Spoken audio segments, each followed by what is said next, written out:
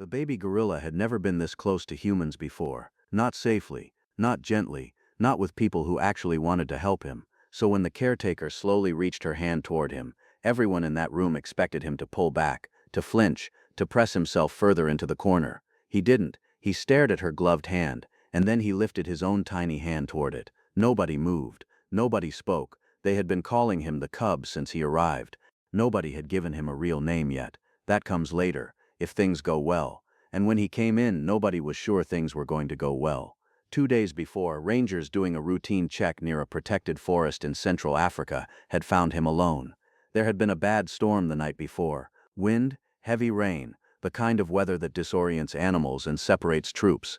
By the time it cleared, he was by himself near the tree line, sitting on the ground, barely reacting when the men approached. He was weak, he was scared, and he was very, very young. The vet figured somewhere around 8 to 12 months old, which meant he had never once been without his mother for more than a few minutes, and now she was gone, and he didn't know where, and he didn't understand any of what was happening to him. The physical side of things was hard but manageable. The other part was harder. He wouldn't eat, wouldn't make a sound, wouldn't let anyone close. He just sat in the corner of the care room and watched whoever came in with these wide, exhausted eyes. Not panicking, not screaming, just watching, waiting to figure out what kind of danger this was. The room they put him in was kept dim and quiet, a few pieces of fruit on the floor near him, voices low if anyone had to speak at all. The staff had worked with orphaned primates before, but that doesn't mean you ever really know what you're walking into. Each animal is its own thing. Each one has been through something specific, something you weren't there for, and you have to figure out the shape of that fear before you can do much about it. He sat with his back to the corner, and his arms pulled close to his chest, and he didn't touch the fruit. Hours passed. The fruit stayed exactly where it had been placed.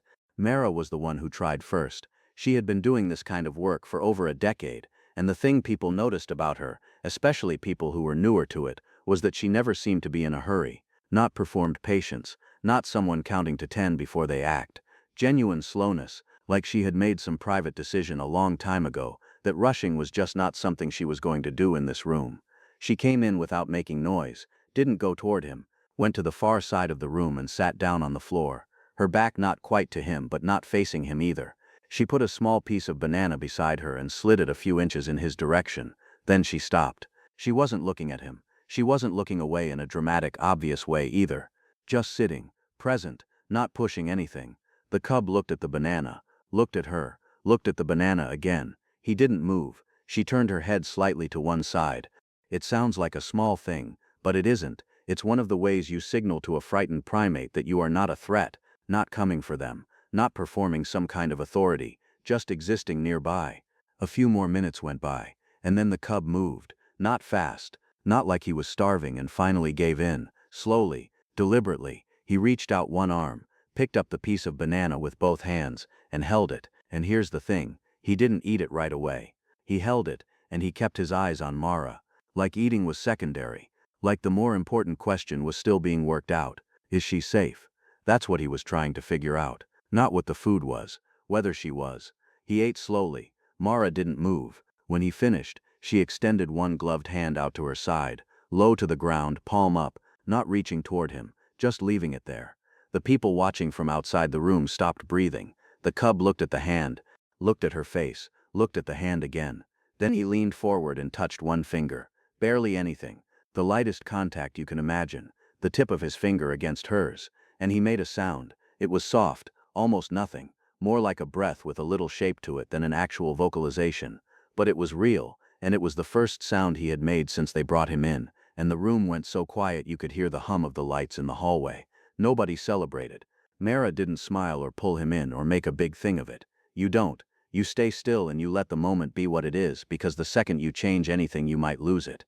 And then the cub pulled back. Not gradually. All at once his whole small body went stiff, and his head turned toward the door, and the look on his face was not startled. It was something more specific than that. Footsteps in the hallway, someone walking with a heavy step, and the way the cub reacted, the stillness, the locked eyes, the trembling that started in his shoulders and moved down. It wasn't the reaction of an animal that had heard a loud noise. It was the reaction of an animal that recognized something, whatever had happened to him before the rangers found him. It wasn't just the storm. The footsteps slowed outside the door, then stopped. Whoever it was had paused in the hallway. maybe checking something, maybe just standing there for a moment. It didn't matter. The damage was already done.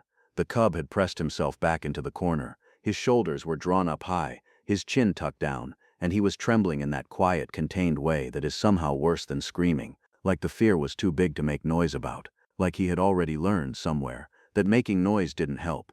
Mara stayed on the floor. She didn't turn around. She didn't call out to whoever was in the hall. She just stayed exactly where she was, and kept her voice low and even, and said nothing in particular. Just sounds, just presence, just something to anchor him to this room instead of wherever his mind had gone.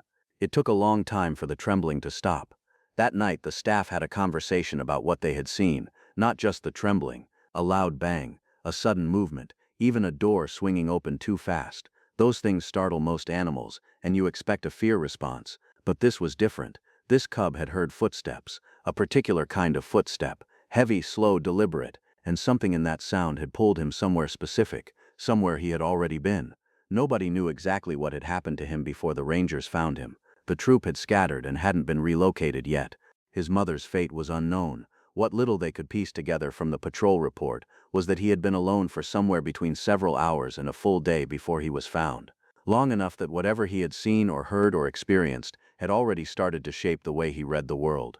The wildlife vet, a quiet man named Dr. Adisa, who had been at the facility for 7 years, said it plainly. Something frightened this animal before we got to him. Something with a heavy footfall. We need to figure out what his fear looks like so we can work around it, or we're going to keep losing ground. That was the job now, not just keeping him alive, understanding the shape of what had hurt him. They changed how people moved in and around his room. No one entered quickly. No one stood at full height near him if they could help it. Crouching, sitting, keeping the body lower and less imposing. Voices stayed quiet, not whispered, just measured. The door was opened slowly every single time, with a pause before anyone came through. Small adjustments, the kind that don't feel like much until you see what happens without them. Within a day the difference was visible. He was still watchful, still guarded. He still tracked every person who came in with those careful, exhausted eyes. But the trembling stopped being automatic. He wasn't flinching at every small sound. He was starting to read the room rather than just react to it, which meant something in him was beginning to trust that the room was at least somewhat predictable. That matters more than people realize. Predictability. For an animal coming out of trauma, it isn't affection that starts to heal things first. It's consistency. The same movements, the same sounds, the same person at the same time, doing the same things in the same order. The world becoming something that can be anticipated rather than something that just happens to you.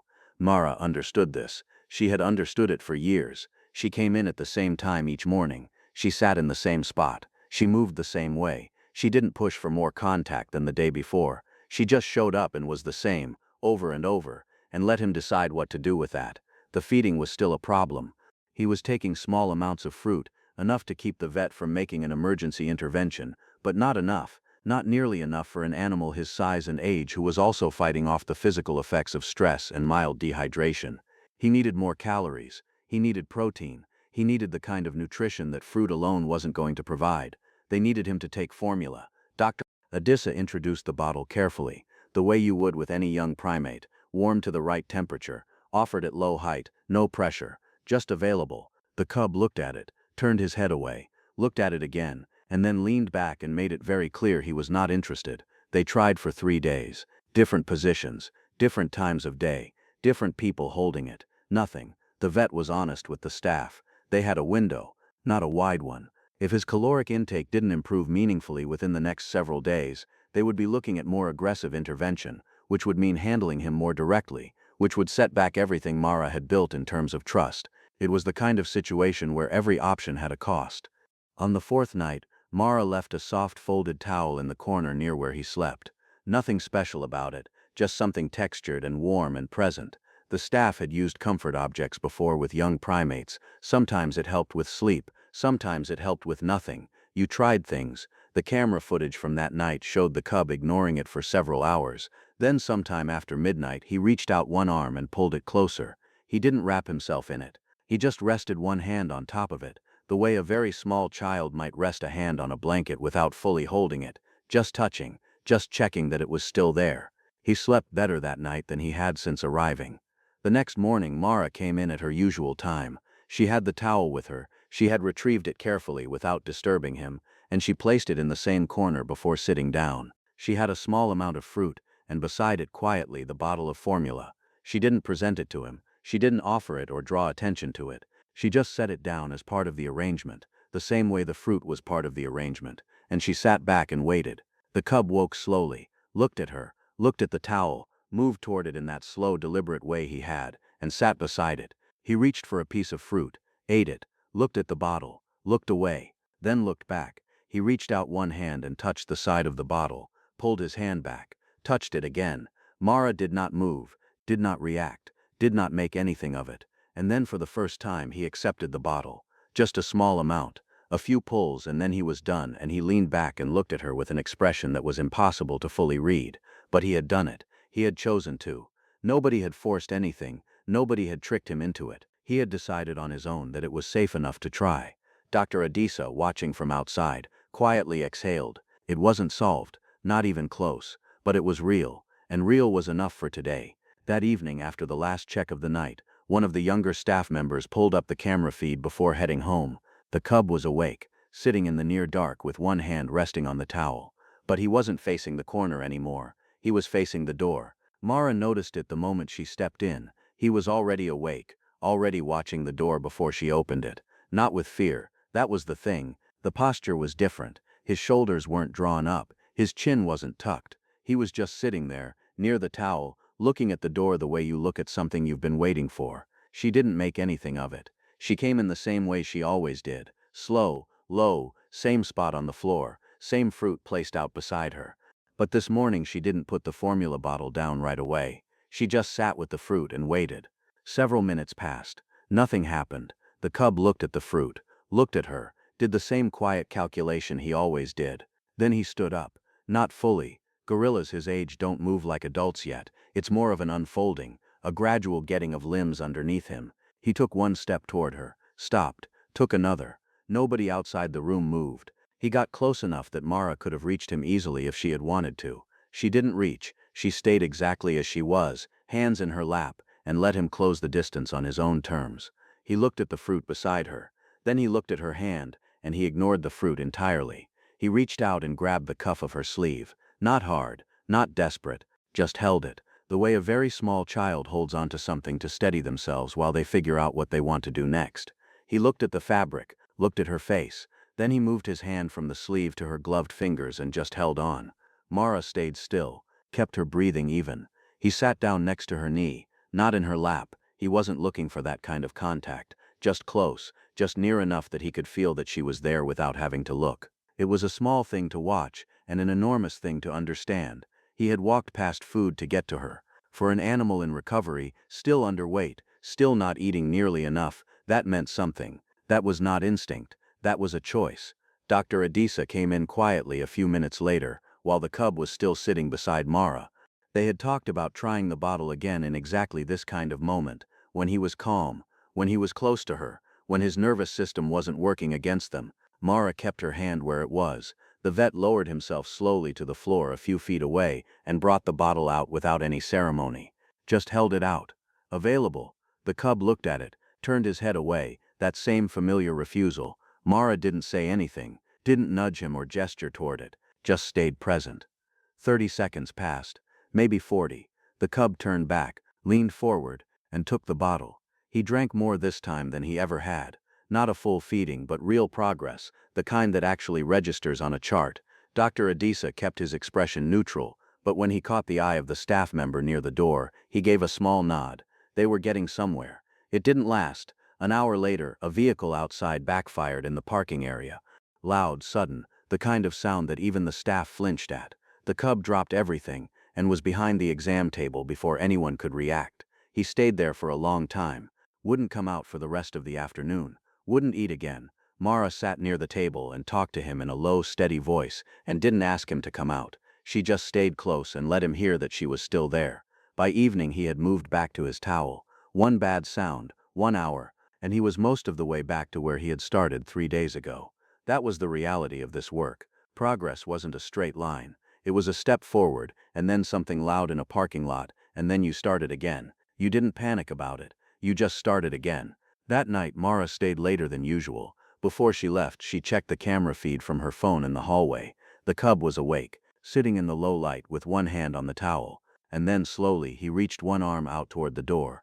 Not trembling, not afraid, just reaching, like he already knew she'd be back in the morning. She was back in the morning. Same time, same quiet entry, same spot on the floor. But this time, before she had even fully settled, the cub was already moving toward her. Not running, not dramatic, just crossing the room with that slow, deliberate walk, like he had made up his mind about something during the night and was simply following through on it now. He sat beside her knee, put his hand on her fingers, and that was how the day started. The days that followed built on each other in small ways. Mara kept the routine tight, same time every morning, same movements, same voice, same careful distance that she let him close whenever he chose to. The formula feedings became more consistent, not perfect. There were still mornings he refused, still moments where something in the room shifted and he pulled back into himself. But the refusing started to be the exception rather than the rule. He was getting stronger. It showed in small ways first. The way he moved around the room with a little more confidence. The way he started to investigate things. The towel, the walls, the corners, instead of just monitoring them. Curiosity is a good sign in a recovering animal. Fear keeps you still. When they start to move around and touch things and pull at things, something is loosening. Dr. Adisa noted the weight gain at the end of the second week. Modest but real. His temperature had been stable for days. The vet said carefully that he felt cautiously good about where things were heading. Around this time, the staff began talking more openly about what came next. The goal had never been to make him comfortable with people permanently. That would have been the wrong kind of success. A gorilla who loses his weariness of humans entirely is a gorilla who is vulnerable in ways that matter for the rest of his life. The work Mara was doing, the patience, the routine, the slow accumulation of trust, it wasn't about making him tame. It was about keeping him alive long enough and stable enough to eventually place him with other gorillas, a sanctuary troop, animals who could give him what no human could. Mara knew this. She had always known it. It was part of why she was good at the job. She never confused what she felt about an animal with what was best for it. Love in this kind of work looks like letting go. It looks like doing everything right so that one day your presence is no longer the thing he needs most. She didn't talk about it much. She just kept showing up. 3.5 weeks after he arrived, they had what the staff quietly referred to afterward as the last close session. Not the last time Mara would see him. There would still be monitoring, still check-ins, still a transition period before any placement. But the last session of this particular kind of closeness, the daily floor time, the hand contact, the slow, careful work of being the thing that stood between him and total withdrawal. She came in the same way she always had. Sat in the same spot. The cub crossed the room and sat beside her. She extended her gloved hand, low, palm up. He looked at it for a moment. Then he reached out and touched one finger. The same light contact as that very first time, weeks ago. But nothing else about it was the same. He wasn't shaking. His shoulders were relaxed. He made that same soft sound he had made the first day, that small, shaped breath, and then he just sat with her hand in both of his and looked around the room calmly, like a creature who had decided the world was, on balance, probably all right. Mara didn't move for a long time. He had come in expecting danger. That was the honest truth of it. Whatever he had experienced before the Rangers found him, it had taught him that the world was something to be afraid of, and that fear had been the first language he spoke in that room. The stillness, the silence, the careful watching. But somewhere in the weeks between that first terrible trembling and this quiet morning, something had shifted. Not erased. Trauma doesn't erase. It just slowly stops being the loudest thing in the room. What had shifted was that there was now something else alongside it. Something he had learned from a woman who sat on floors and moved slowly and always came back at the same time every morning. The world could also be predictable. People could also be safe. And a hand extended low and open and without any demand behind it could be something worth reaching for. He had figured that out himself. Nobody had convinced him. He had just been given enough time and enough consistency that he was able to find it on his own. That was the whole job. That had always been the whole job. Weeks later, preparations for his transfer were underway. Mara did not let herself think too far ahead.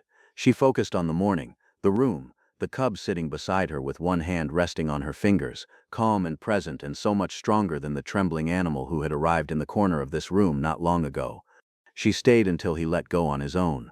Then she stood up slowly, the way she always did, and she left the room the way she always left it, quietly, without looking back. Because that too was part of loving something correctly.